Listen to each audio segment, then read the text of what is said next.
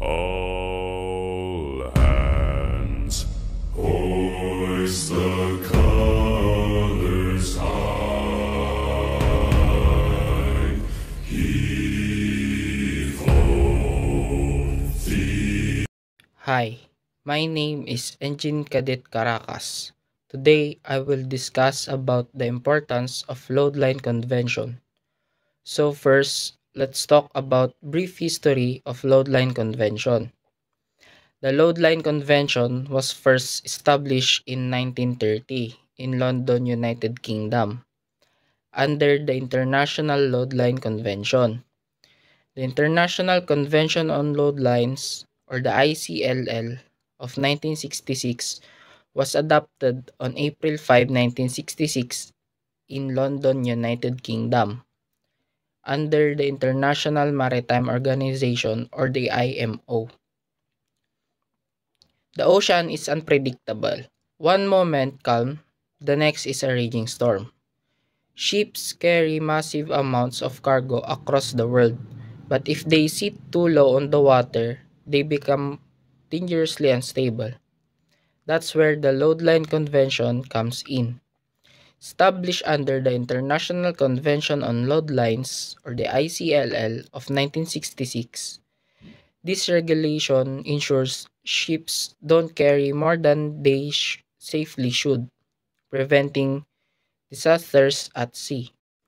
You might have noticed markings on the side of a ship. The load line mark consists of a circle with a horizontal line through it, often accompanied by several additional lines that correspond to different water types and seasons.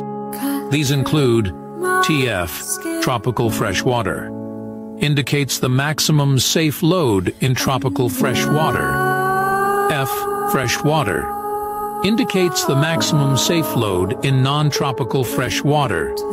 T, tropical, indicates the maximum safe load in tropical seawater. S, summer, indicates the maximum safe load in summer seawater conditions. W, winter, indicates the maximum safe load in winter seawater conditions. WNA, winter North Atlantic, indicates the maximum safe load for the harsh winter conditions of the North Atlantic.